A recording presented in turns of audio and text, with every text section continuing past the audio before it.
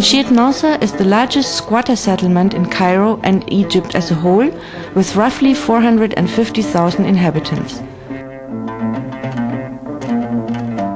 During the past decades, the phenomenon of informal residential development has intensified considerably.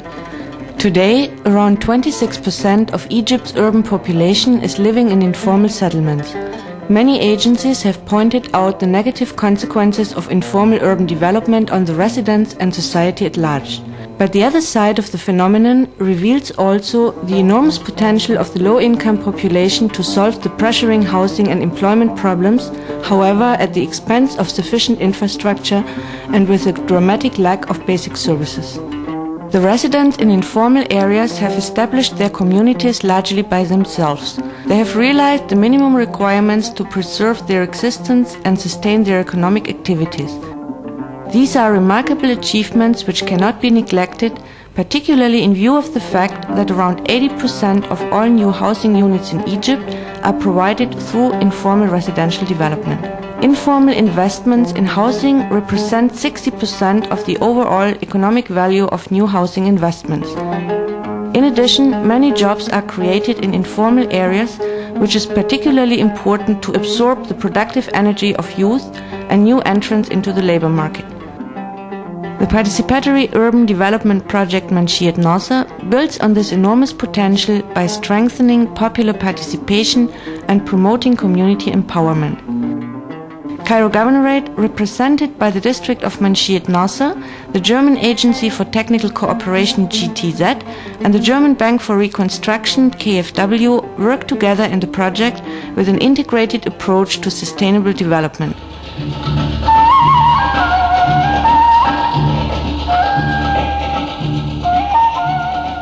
Project activities encompass the construction of water and wastewater networks in pilot areas, street widening to allow access of emergency and security vehicles, and resettlement of residents who live above or below dangerous cliffs.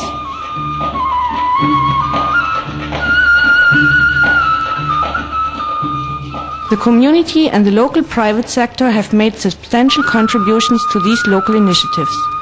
They encompass, for example, the upgrading of the youth center and the cultural center, the establishment of cooperation between schools and local workshops to expand libraries and to repair desks and chairs in schools, the upgrading of roofs to be used by kindergartens and the improvement of the kindergarten's methodology, the establishment of computer center and an SME and employment information center.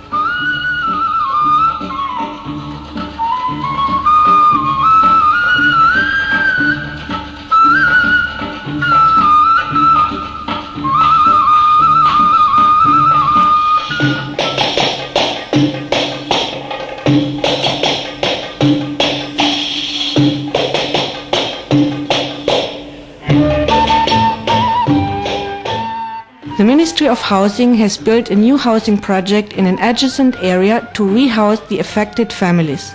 The proximity of the new area is very important to preserve the existing social networks and economic activities.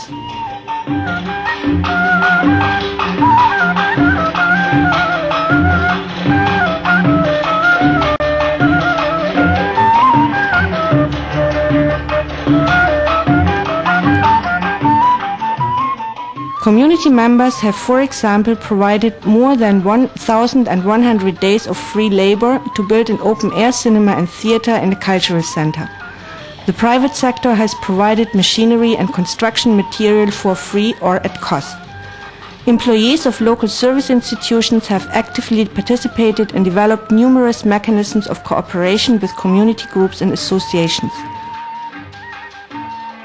The active participation of the local community does not only guarantee the preservation and sustainability of the achievements.